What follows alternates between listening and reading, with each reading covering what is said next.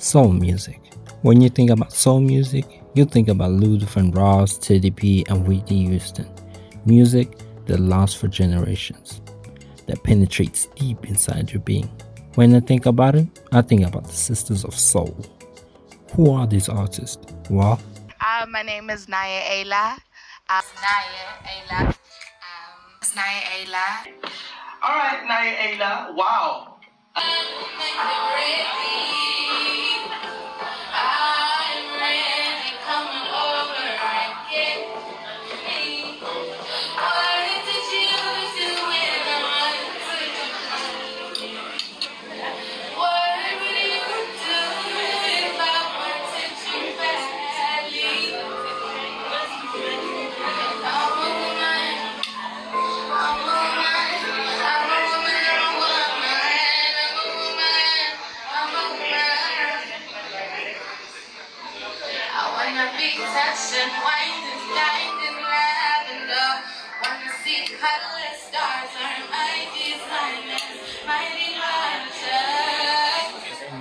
How are you doing? How are you doing? I'm good. I'm good. I'd I'm like good. to- How are you? I'm okay. I'm a bit sick now.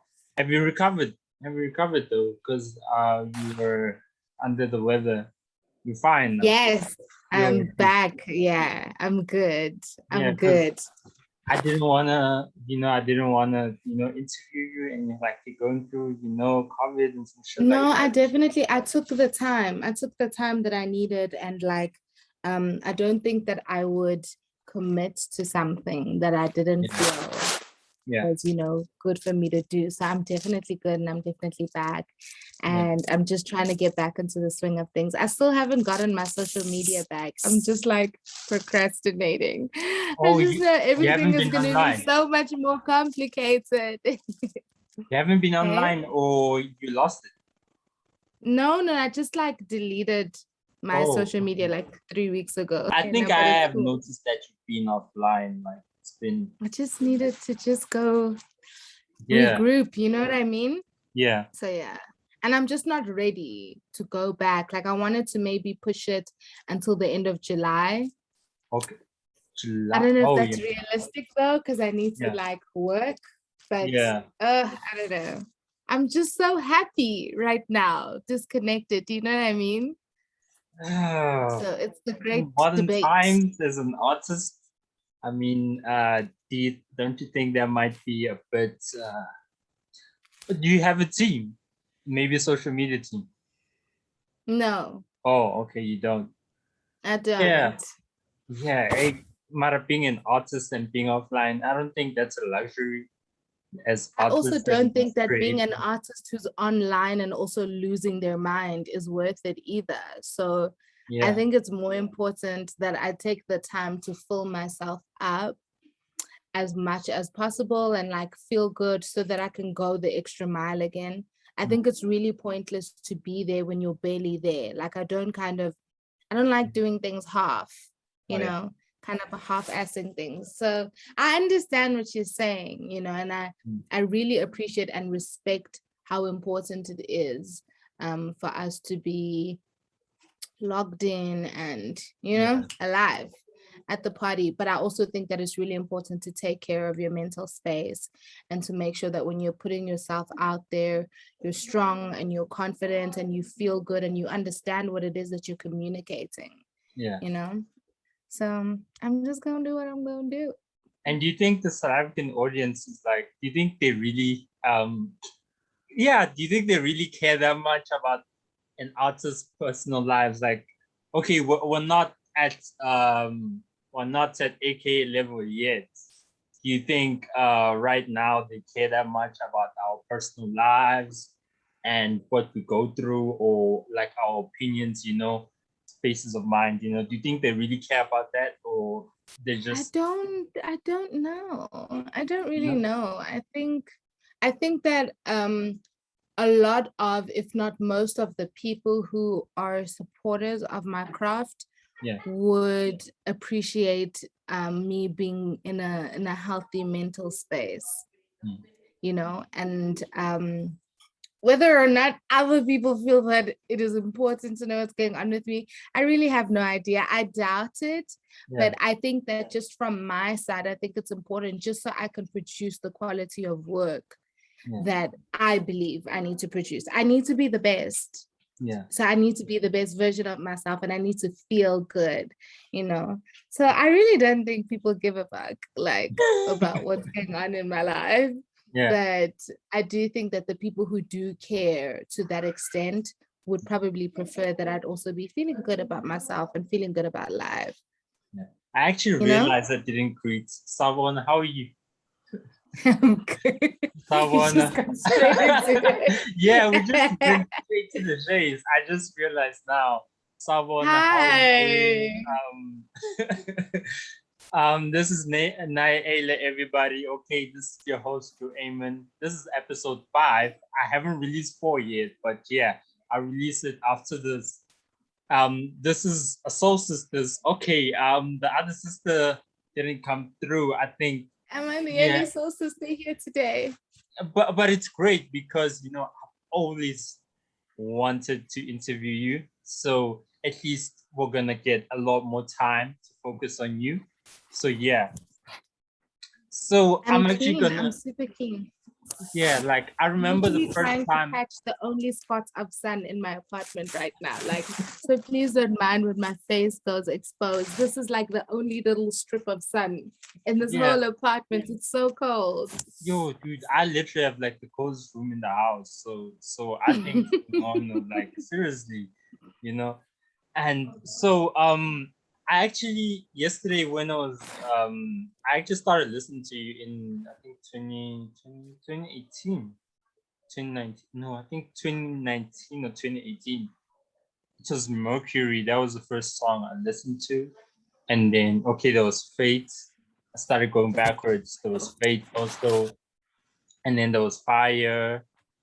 So yeah, reminiscing yesterday, I actually stumbled upon Personal Conversation. I think that was the first time I heard that song, and like I really want to know like what was the process of you guys getting together to make that song? So I made that song with B1. Yeah. Yeah, he's a producer from KZN. He was in Joburg at the time. We lived in the same complex at Labori Village. Yeah. And my friend was friends with Tweezy. So I met Tweezy, and then through Tweezy I met B1 because B1 was producing for Tweezy. And then we just hang out, I'd just always go up to his apartment, and then we just started making stuff because we had so much time and we lived in the same complex, and I had a lot of ideas. And I always kind of co-produce with producers because like I can produce in my brain, even though there's a lot that I don't understand. So we went there and I told him about these ideas that I had, and we just started making some simple stuff together. And at the time I was like just coming out of being a teenager, just everything, when you're young, life is just, it's like everything's bleak and you're just like so dark and depressed and your feelings are so much. So Personal Conversations was really that space that I was in at the time where I wrote Forgetful as well. I was really doing a lot of introspection about how not great I was feeling. And so we just made that beat together, and then I literally recorded at the same time. We were done that night. Yeah, and that was the first stuff that I ever released. So that was really cool. Yeah, I noticed. Like I actually wanted to ask about something also. So like Waves, was it Waves? Yeah, I think it's Waves. I think that was the first song that you released on YouTube, right? The first one on YouTube. And then there's because I remember there's the ones like Forgetful, there's Forgetful, there's Personal Conversation, and there's Fate. Those ones were released on SoundCloud, and they had a cover. I think it was you, and then it was like green, Smoke. and it was like Naye. Yeah. I don't know what that was. I don't know if it was a project or something, but like, yeah. So that was technically my first EP, but it was just on SoundCloud. Yeah. So a lot of people who have not done extensive research to that point may not bump into it, or they may bump into it on other platforms as like singles or something from my early days. But that 3-track EP was technically my first EP. And when I released it, I didn't know anything about the music space. I didn't even know what an EP was. Someone just told me that, okay, this is an EP. And I was like, okay, it's an EP, you know? But I had just released those songs on SoundCloud and someone else told me to call it an EP. So I said, oh, okay, that's my first EP. But in the process of recording it, I wasn't particularly aware that I was creating an EP. Yeah. So that was technically my first EP, even though Exist seems to be recognized as my first EP. Yeah. Like you talked about producing, I actually wanted to ask this also. On Waves, it said that you produced the song. Did you actually produce it, or what happened there? Like, are you a producer? Like, make it? No. I'm not a producer. Well, I mean, I'm not a producer. A lot of my friends and the producers that I work with, they like to sort of humor me by saying I'm a producer, but not technically. I can't produce by myself. Yeah. But I have always been involved in every aspect of the production of my music. Yeah. And a lot of the times I'll also be there in studio, kind of directing the sounds that I want to hear, but I always need somebody to navigate the software. Oh, yeah. So I really am that involved in the producing, and I do produce the sounds with my mouth and my brain, and by explaining them. And then I always have to have somebody sort of like helping me out to actually do it. So yours truly likes to say that I'm like, you know, like a co-producer, and I call myself a co-producer. And I was involved in production in that sense. It was produced by K-Wiz, who produced my whole entire Exist EP. Like the first producer really who ever believed in me, who gave me his time. And I actually really think that he is the reason that I even have the opportunity to explore myself so much, you know? So it was produced by him, but with me, we like produced together. Yeah. I didn't realize it says I'm the producer. I didn't do that. Yeah, it did. There's so much information. Sometimes I'm like, who wrote that down? Yeah. So like, I realized that you work a lot with yours truly. I actually have a question where I wanted to ask about that. But before that, since you talked about, isn't it your hands down with the process of making the instrumentals and all that? Actually, I'm sure you know my favorites. My favorite is See For Myself. Huh? Oh, okay. I thought Needy was your favorite. No, but okay, yeah, I don't expect you to remember, but like, I think months ago, I was like, you know what, this is my favorite. And you were like, that's my dad's favorite too. I remember. It is my dad's favorite. Yeah, I remember that interaction. Okay, I remember that interaction. And then also, in terms of, remember, I think it was last year. Okay, wait, you know what, ne? I remember, I'm sure you don't. Okay. I think it was last year, December. I kind of, before even the House of Soul was born and everything, I made a list. Like on December 2020, I made a list. Like it was like my own personal awards.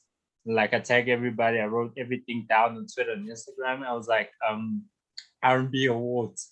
So like I put everybody down, and like I put your EP as like the best produced EP, you know, the best produced project, you know, like in terms of the beats, everything is in place, you know, like everything for me in that project, everything was definitely in place. The mastering, the engineering, the way you execute the beats, execute the vocals over the beats, like it's just perfect. Like honestly, it's a no skip. And I'm not trying to make you smile or anything. I think you are. Like seriously, it's a no skip, you know. So thank you. So in terms of See For Myself and Wish It Felt Good. Those are very soulful songs which require instrumentation. So tell me about the process of those songs. And you say you directed both. Okay, so the processes for those two songs were two very different processes. See For Myself was the last song made on the EP, and Daniel and I were working remotely. It was right at the thick of lockdown. I think we were in like level 4, that first level 4. Serious?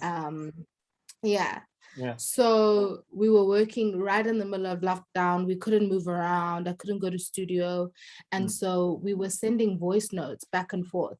I sent him a voice note of something that I was singing, and then I made like sounds of the bass lines and what I imagined. And then he sent me something back. And he was like, okay, this is what I've done. And I was like, okay, this is really cool. Let's tweak this, add this. And then as soon as we got to level 3, I went to Mono's place and I recorded it. And after I'd done my vocals, we were then able to send it to Unami for guitar and to send it, I think. Wasn't it Jesus Fundile Damini? FD, yes. FD as well. But FD and Daniel worked on it together before it came to me. Yeah. And then after I had done my part on it, we then sent it for guitar. Okay. Yeah. Oh yeah. So Unami was Unami was the bass. Because you were not online, but I actually made a Faces segment to the song. I saw it. My boyfriend sent it to me. I will definitely repost it when I get back online. I saw it. I love it. Yeah. I think it's so cool. Yeah. Thank you. So it was Fundile. I wondered who's the other guy, because there was this other guy, Kubula, but I can't find him anywhere. It says Uluba. It's Fletcher Black. His name is Fletcher Black on Instagram. Oh, that's why I couldn't find him. Okay, now I get it. Yeah. Before I disturbed you, you were saying? Yeah, so that was See For Myself. It was a completely remote. It was completely last minute. It was not part of the EP. I had not planned it. It's just sort of something that came to me as a conclusion. Once I'd been able to listen to everything else that was there, it just felt like the final feeling. And with Wish, it felt good. Wish It Felt Good, I had a completely different idea. I had a bass line that I had recorded myself sort of humming on my phone. And then we headed to the SABC studios and I was recording another song for yours truly. And when we were done recording that song, I was with Amu Moses and Cubic, who plays trumpet, and my friend Nolita. So I told Amu about the bass line that I have and I was like, okay, I really want us to try this. And we started making it from scratch, like the entire beat. Yeah. And we didn't have anything when we got into the studio. We started making it and then it started to feel really like somber and emotional. I don't know. It just felt, it was like calling me. It was calling a feeling that was sitting like in my throat. And I was like, I wish I was over the moon. I wish I could say I felt good. And I was like, what? And I just kept going. So I was writing as I was recording. And then I would sort of like listen back to try and figure out what am I saying and what am I talking about?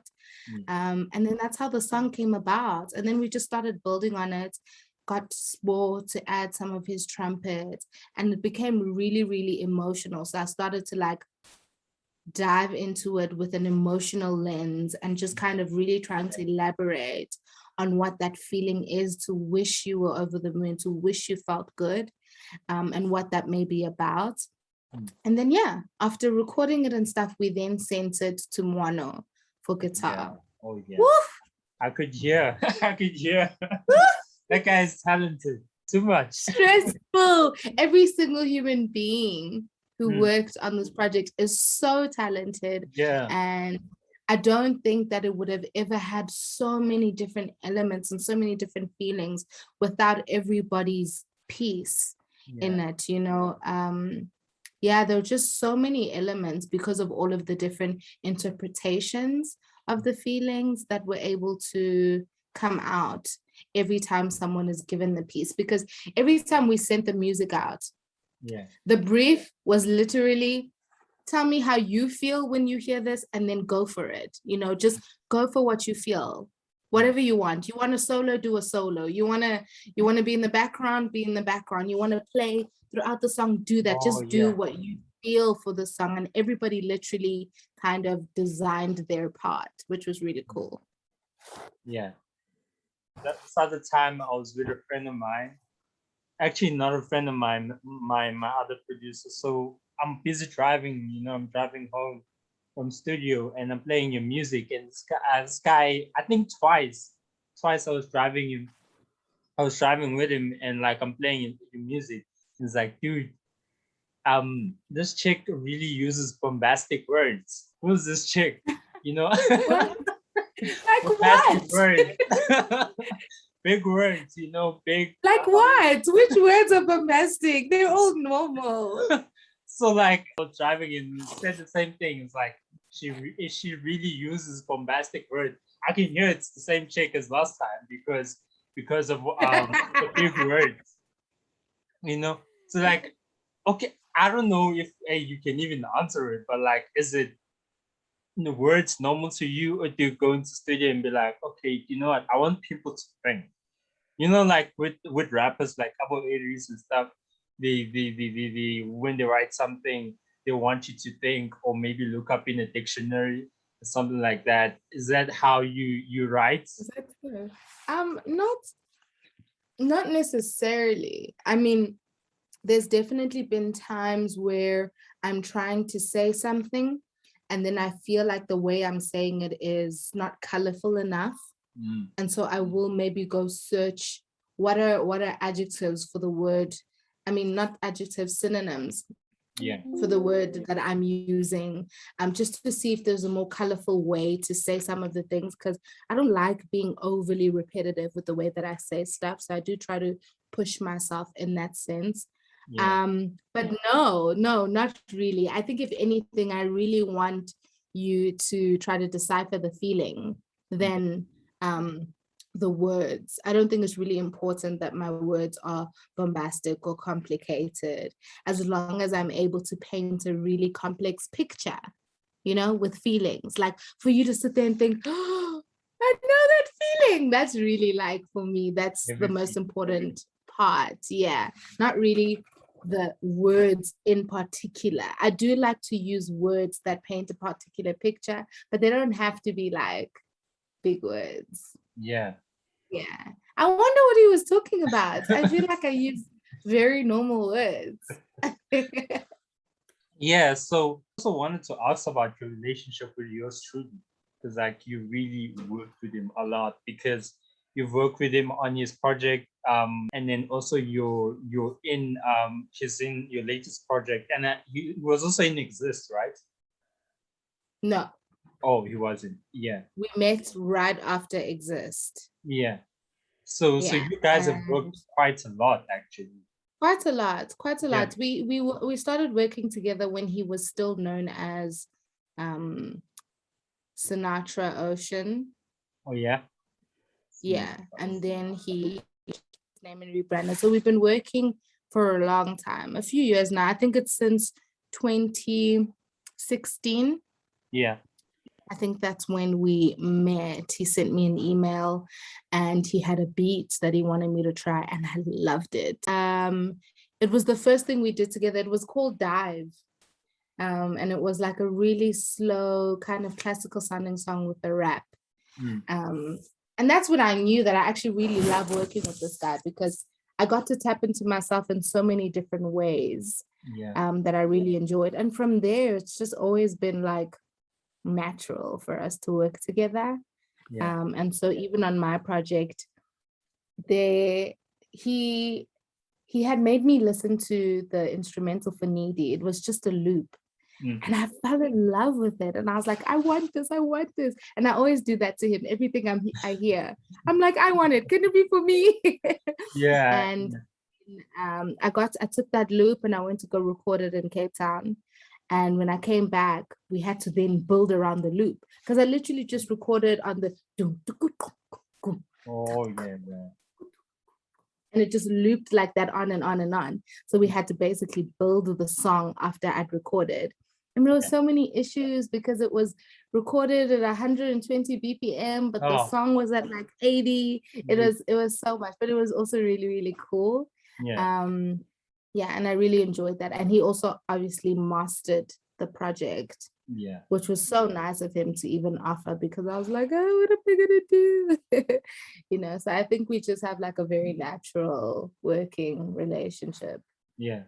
And I've noticed that with the people that you work with, you only work with males, or you like to work with males. Now, that's one thing I've actually noticed with the R&B girls, is that, okay, one thing I love about them is that about you guys is that you support each other. You know, like if you notice, I mostly cover females because, okay, first of all, you guys make the best music currently. I won't even lie about it. And then also, secondly, is that you guys support each other. Now that support spills over everywhere, you know? Yeah. Spills over everywhere. Now that support is in terms of, you know, promoting each other, talking about each other, and all that stuff, you know, like I can go to a comment right now, a comment section or post, and I'll see so many of, you know, R&B girls under the comments and sharing and stuff. But one thing I've noticed is that you guys don't work with each other. Like, I don't really I really think that that's something that's definitely going to change. But I think if you look at the industry, it is in general, it is predominantly male. So when we're all coming up from our different pockets in the world, like all our different corners, all our different communities, wherever it is that we live and the people we're surrounded by, when you're coming up like that, and when you start out, you don't meet a lot of other females. The industry is populated by men everywhere. When I was 16, I was in a group of musicians where there were like 2 girls and 16 guys. There's just a lot of young boys always hustling to be a musician, you know, and so you're always surrounded by that. You're not going to really find, it's not common to find, I don't know, a group of 10 girls who are all hustling to be singers with each other. It just, I don't know, I've never really seen it happen often. And so I think after years of working yourself to a particular point, you then get to the point where you start meeting more females who come from their little corners of the world, who do music, and then you have the opportunity to try more stuff out with females. But I really, up until maybe like a year or 2 ago, I wasn't exposed to a lot of female musicians. And it didn't, I don't know, I think you have to establish those relationships. So I don't think it's that any of us don't want to. I think that we are also like overcoming so many underlying things that weren't of our own creation. The music space really makes females feel like they can only be one, you know? So when females are in the same space, it's almost as if they're competing, even if they didn't consciously clock into that person's competition. It just feels like that, you know, being around a lot of males in the space, I think makes females feel like they are each other's competition, which makes things like collaboration so much more complicated. But I do think we are moving out of that phase, and I am seeing a lot of girlies working with each other, which I think is really, really cool. And it couldn't have happened before it's happening, and I think it's happening. So yeah, I mean, I have every intention to work with more females. I think that the girls in the R&B scene are just spectacular. It's amazing. It's immaculate. So exciting. It's so exciting. So like, I am looking forward to that. Like, I honestly dream of Naye Ayla featuring Thandonje. So I would really like you to feature her because you guys really complement each other. So anyway. I remember like for so long, we'd always been like, yeah, we should do something. You know, it's always like that. So I think that when the time is right, we will, you know, definitely. There's ample time and there's ample space to kind of, explore that collaboration, and hopefully one day soon. And talking about features, you featured Youngster CPT like I think 4 years ago. 4 years ago.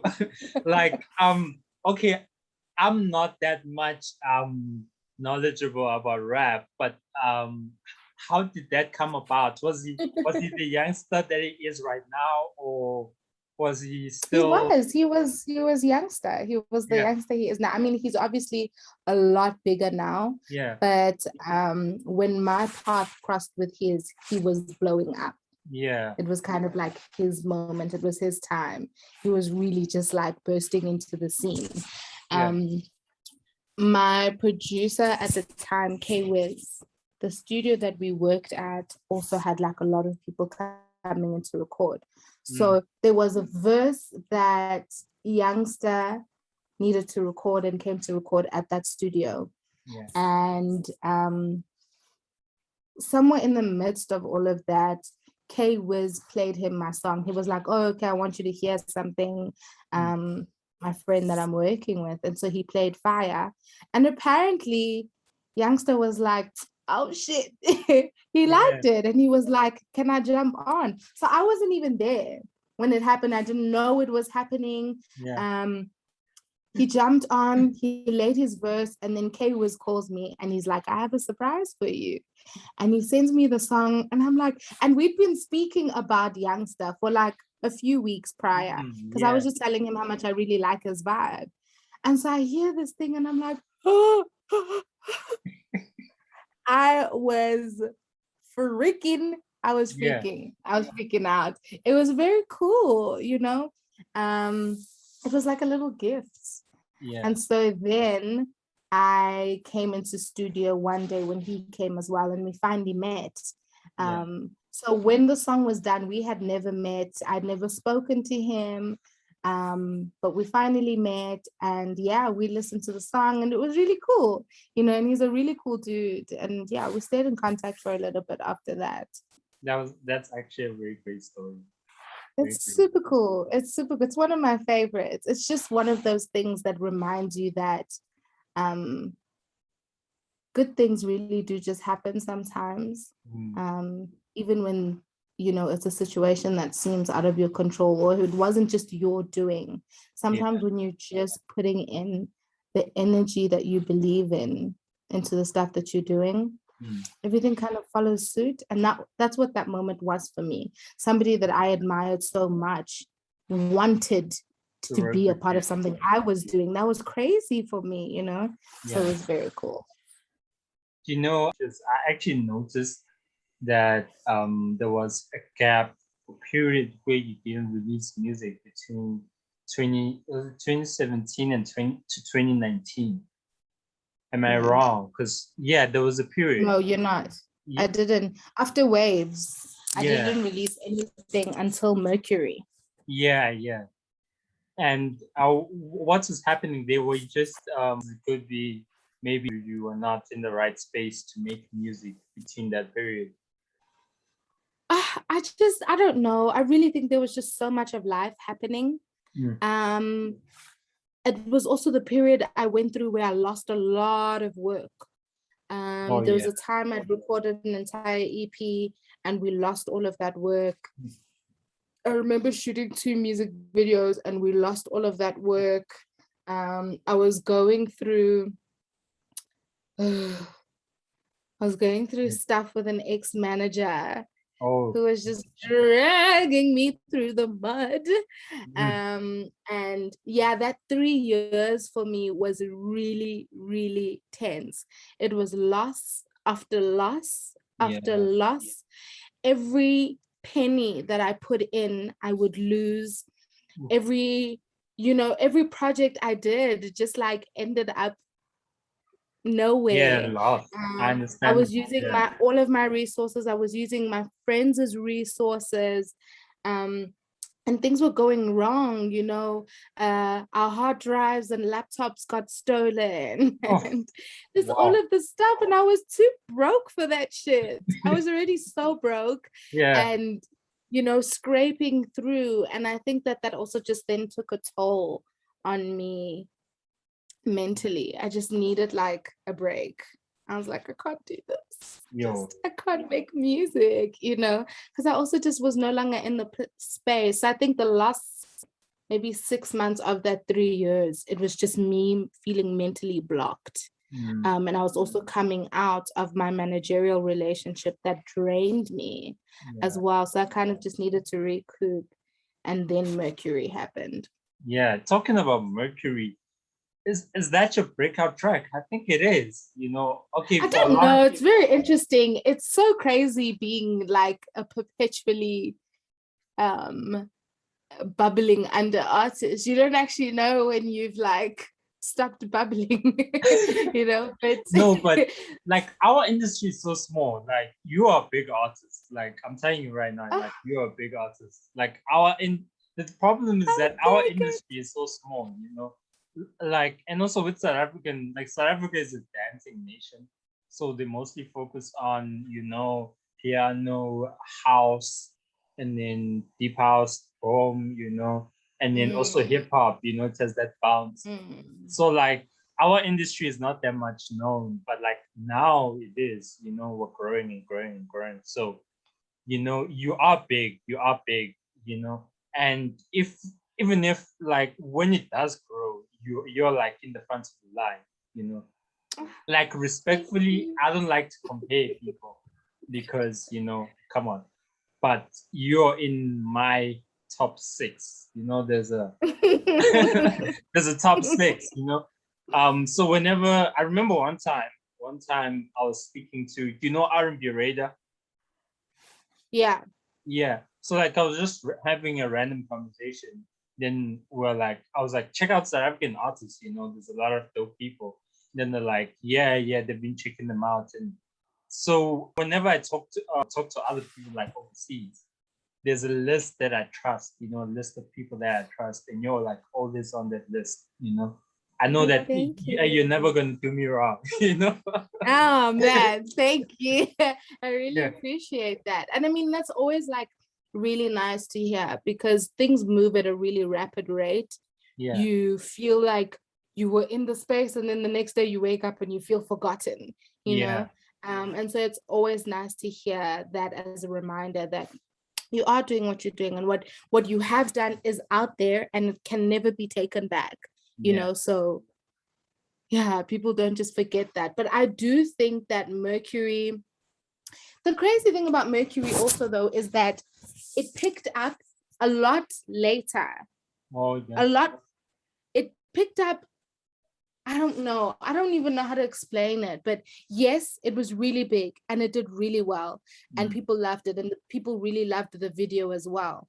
But something happened in my like internet algorithm where I think people started like discovering me quite frequently. And suddenly like a year or year and a half later, it just started shooting up. People were tagging it, people were listening to it, but I don't know what was the cause. I have no idea because I was moving on and getting ready to release my EP. And all of a sudden, Mercury was just doing rounds, It's definitely my biggest song. I mean, the last time I checked, it had about 170 something thousand streams. Shit. That's really cool. Yeah. That's really cool for me. Like that was a very, very big moment. And it was an exciting place to be right before releasing my next body of work. Which also made me nervous though, because then I didn't know, were people gonna expect a body of work that sounded like Mercury? Because my body of work does not sound like Mercury. And that's the thing about me, you can never get attached to who I am in the present moment. I will no longer be that person again. Nothing I do is ever gonna sound like the other thing I did because I've changed. You evolve as an artist. Yeah, I'm always changing. I have a different personality every week.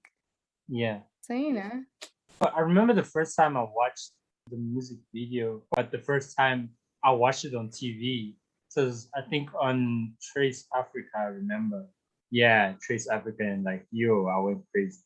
So it's like when those secret artists, those artists that you always tell your friends about, you finally see them on TV. I'm like, guys, I told you so. I told you so. go and watch the TV. I told you so. Yeah. So anyway, talking about going back, we're talking about your dad's favorite song is "See for Myself."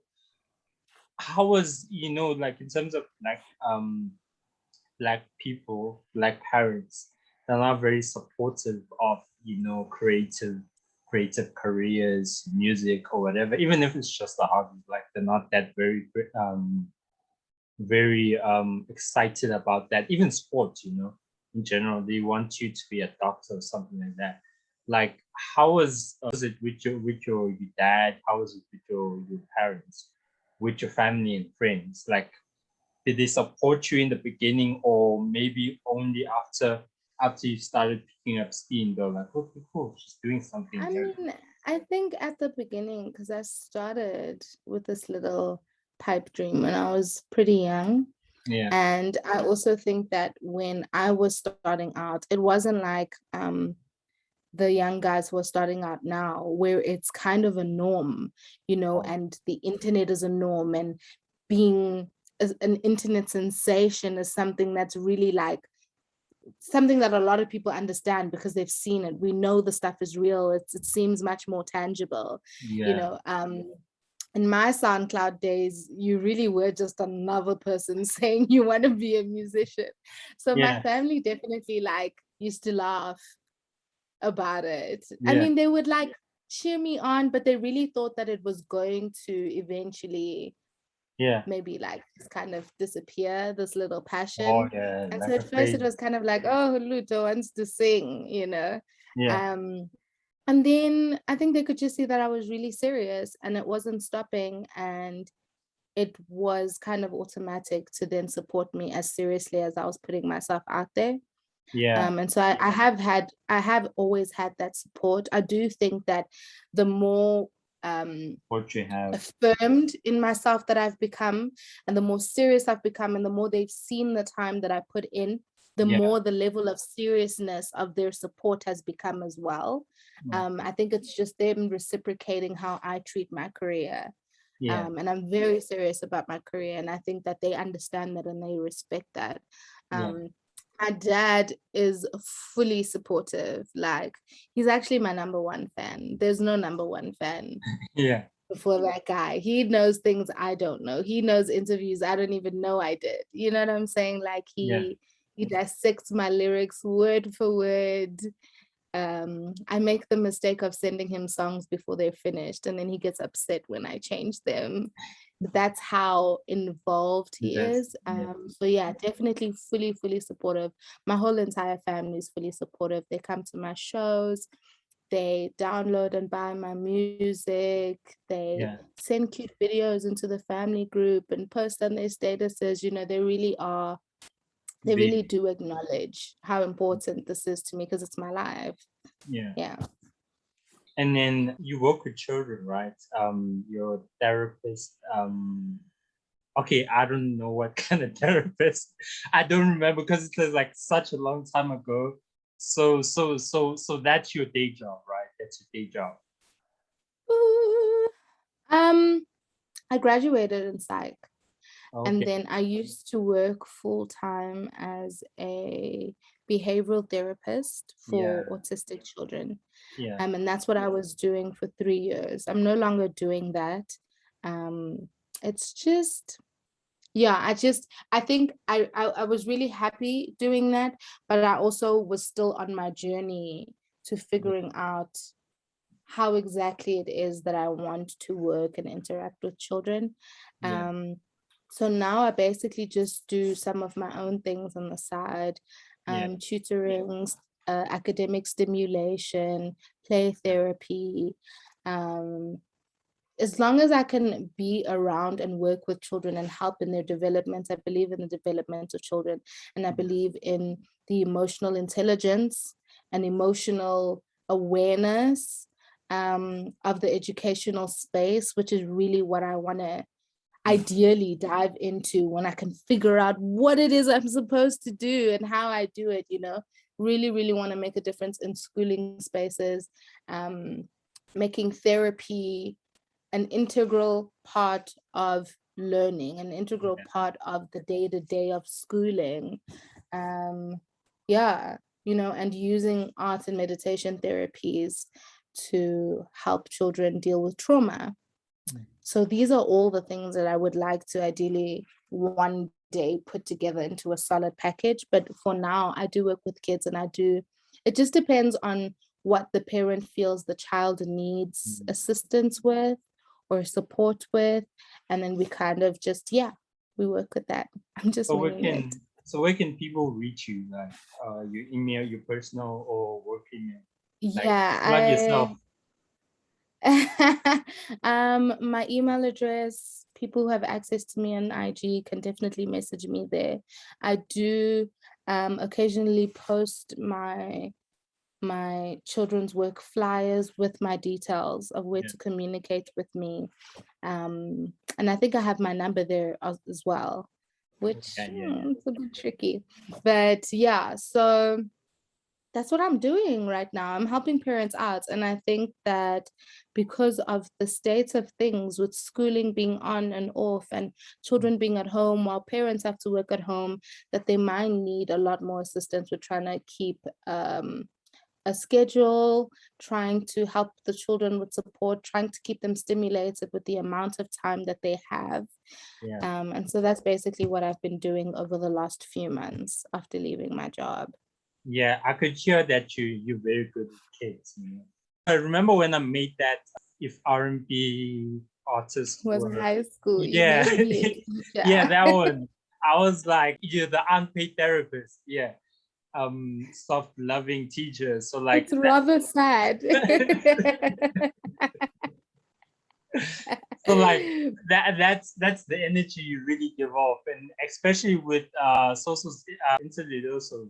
So yeah, that was like a very heartwarming thing. Like, I think you'll be a great mother. Honestly, you'll be a great mother. Thank you. Yeah, that's really nice. And like talking about your job, like in terms of music, so like music is very expensive. Most especially with the music that you make, you know, you have a lot of people. Like to make a song, you have like maybe 3 or 4 or 5 people. You know, you have the you have the guitar, and then you have trumpets, and then you have drums, and then you have the beat maker, and then like there's a lot of people. Like it must be very expensive for you. Or like I mean, to some degree it is. I think I was just also blessed and very fortunate to be working with people who they find themselves in my projects and I get to find myself in their projects. So just being able to be surrounded by musicians who all have kind of a similar goal or a similar vision, we were able to bring whatever each of us has to offer to the other person's table to help them with what they're working on. And having a lot of musician friends definitely came in handy in that regard, you know, so just having access. So a lot of the people that I was working with on the live instrumentation were my band, Culture Cartel. So we've always sort of worked together and always helped each other with each other's stuff. And those relationships have grown and like kept strong thereafter. So if I need something, I'm able to say, hey, Nami, can you do something like this on here? Hey, Mono, can you do something like this on here? But a very important aspect of all of that for me is making sure that everybody has their name on the work and everybody gets a percentage of the work. So everybody who's done any kind of work on my projects has their share. Everybody gets their royalty splits. And I think that for now, it's literally the least I can do. Considering that my resources are, you know, not that much. Not that much. And then other stuff like paying for studio and traveling and mixing, mastering, you kind of just save up, or hopefully you get good deals. Sometimes you get to record at home. You know, having access to home setups has been really, really helpful as well when we can't afford studio. Being able to record demos at home so that when you are going into studio and paying for studio, you're doing the final thing, you know, you're recording and you know what you're here to do. So it's just about trying to be as smart as possible and as resourceful as possible with the little that you do have. And so like talking about resources, and would you consider signing right now? Please don't sign too ambitious. Just please don't do that. Don't do that to yourself. I actually really think that people really underestimate or underappreciate what ambitious does. I know that a lot of people seem to believe that they're just like a jerk of a record label to sign to because this, that, and the other. But if anything, they are the greatest example that I've seen in the South African frame of a record label that takes an artist who has potential and turns them into a superstar. They really, really do that. They A&R, they find people, they kind of, you know, mold you and turn you into a superstar, and they give you the resources and they give you the access and they give you the exposure. So I really, really do think that ambitious is not as bad as we think, even though of course they have their issues and record labels are always trying to take money from artists, but really if we're talking about what a record label is supposed to do, that's what they do. Yeah, you know? they Anyway, that wasn't the point. They actually definitely do that. Oh, sorry. Yeah. When it comes to signing, like I really don't like having very fixed opinions about what I would and wouldn't do in the future. You know, it's all circumstantial. And I think that if I was offered something that really made sense for me, that didn't compromise the process of making my music, that didn't mess with the integrity of my music, and that also didn't mess with just the production phase, because I have that sorted. I know what I like. I would probably go for it, you know, if I was in conversations with people who want me because I have established myself as Naye Ayla. And not because they want a singer to turn into something. Probably, you know, you never really know, but I don't see why I would turn down an investment. I think that as artists, we need to really start thinking of ourselves as the businesses that we are. And any other business would need a cash injection. You need capital, you know, and so we are the same. I need that investment in myself so I can further my ideas and further the things that I've been able to do on my own.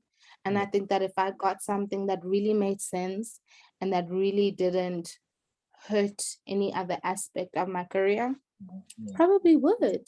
Yeah, I think you'd have really great leverage, you know, because sometimes I think so. I really think like, I've worked really hard. You could and I've probably done get something. Like a 50 partnership. I mean, I think if label were to approach you, I think maybe you could go along those lines, you know, 50-50 or just publishing, you know, something like that. You know, I think that would be good. Because no, definitely, like and that's always been really important to me, to make sure that I use what I have to do what I can, so that it is really understood that I'm not sort of you know, without cause, just because I don't have resources. Like there are things that I'm able to do. It doesn't matter if you have to use your phone or whatever resources you are using, being able to show that I can create my ideas. And I have done so. I have done that. And I've done that without assistance, you know. That is leverage. And that is something that I'm very proud of having been able to do. And lastly, this is one of the last questions. 2 weeks back, we actually had an episode. I didn't release because of what's been happening. You know? I felt it might be a little insensitive for people at this not, you know. So like in that episode, we talked about industry relationships and romantic and sexual pursuit, right? Relationship and dating and all that shit. And you know what I'm gonna ask next. So since you know what, I'm not even gonna lie, you're the only R&B artist that I know who's in a relationship or dating another, you know, musical person. So Yeah, you're the only one, and who's gone public So about you're it. here to pick on me. You're the poster child. Anyway, so like I wanted to know, like where's the line? Like what's appropriate and what's not appropriate? Because like you guys worked with each other on the project. At the time you were still single. I think when you were working on the project, I remember you made a questionnaire or you made an IGTV video, and I asked, "Are you single?" And you're like, "Yeah, I am very single." And then, like, I think I weeks was later, super single. huh? It wasn't weeks later. It was like 2 or 3 months. Oh, 2 or 3 months. Okay, yeah, time went Yeah. by. And then later, I made a joke. I was like, you know what, Naya, let's go to Cape Town. And then that was such a long time ago, though. I was like, I remember that. Huh? I remember that. Yeah. And then I was like, let's go to Cape Town. And then you jokingly said yes. And then I think somewhere you posted about your relationship, and I was like, what happened? And you were like, no, things changed, they rearranged. And then the way I remember everything. Anyways, so let's say, for example, I'm an artist, you're an artist, we're working together. What's the rules of engagement? Like, what's the line between not good and bad? Because there was once a post by... Now that I'm in a relationship. No, isn't before. Let's say, as you guys were busy, as the process of you guys becoming partners, yeah. So like there was once an artist talking about, like experiences she's gone through, like, a guy's hitting on her, like being unprofessional. And so that was what the episode was about, and all that. Like, yeah. So what's the line? Where's the line? Like, what is right and what is not right to do, like in terms of... Well, I mean, I think that's obviously very subjective and relative. What people feel is too far or not too far. I think that when you are in my space, especially now, perhaps before, I am very, very friendly and very outspoken and sometimes flirtatious. Yeah. But I do also feel that I make myself clear. Yeah. Okay. I don't think that I give off like a confusing question mark vibe. And so I do, especially in a working space, I think that there's just things you cannot say to me and that you will not say to me. And should it be inappropriate, I think that I can respectfully voice that out. Yeah. But what I do find is that when you are in a relationship, people don't try you that hard anymore. So I've had a lot less to kind of deal with ever since being openly in a relationship. I think people don't go out of their way to just respect that. So yeah, I haven't really had I haven't had problems in the working space with male interactions, but it's also because I haven't been working with male people that I'm not familiar with. Oh yeah. That aren't a part of my closer circles. So it's been a while since I've had that experience. Before, a lot in my career, I've had a lot of experiences with men where you just know that I should not be dealing with this, where it seems that you have to offer this to get what you want, or, where they really just abuse their power. Yeah. I have had a lot of those experiences in my early stages, but I think the older I get, the more confident in expressing myself and what I will not tolerate I become. And I refuse to have those problems. I'm self-made. I am Naye Ayla. And so if you think that you're going to try me because you're who's who, I don't need that. I'll just keep working until, I'm bigger and bigger and bigger. Like, if you feel that you are bigger and more important than me, that may be true. I'll just have to keep doing my thing until I can get myself there. Yeah. So, yeah. But I mean, as of late, I haven't had to deal with anything particularly inappropriate. Yeah.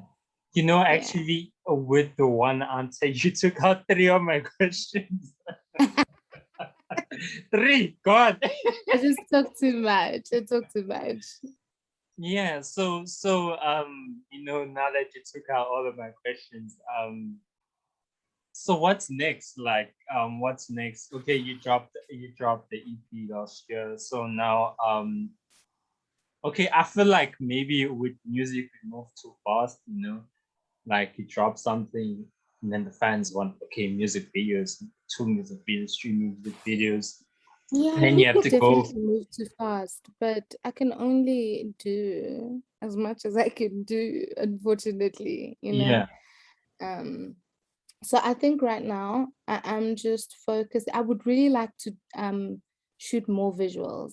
Yeah. So my mind has been on that. I definitely need to come up with more resources, more money for that, and planning around it. But I have been planning it for months, and I'm just hoping I'm manifesting it, But I would like to have more visuals coming. But I have also worked on some new singles which are ready. Oh, It's yeah. kind of just figuring out timelines, and because they have features as well, just syncing everybody's schedule so that it makes sense for all of our individual projects.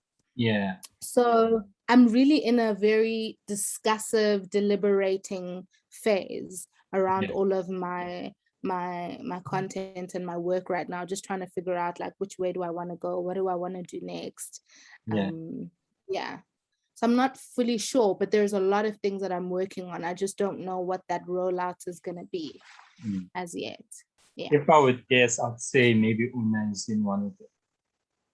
Una? Yeah, is it? Why?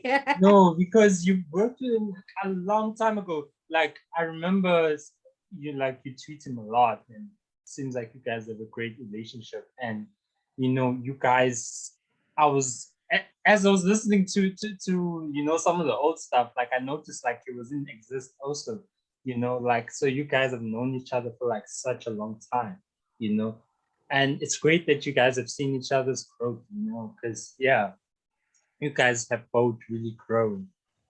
Yeah. Yeah. And please, okay, I know the singles are already done and everything. Please, can you feature an R&B artist, because you only feature rappers. Like, you literally only feature rappers. Foreign. Well, I featured Foreign is not technically a rapper, and he's not technically an R&B artist. I mean, he sings. Oh, okay. He does like the I don't know what you would call it, but Melodic it's like rap.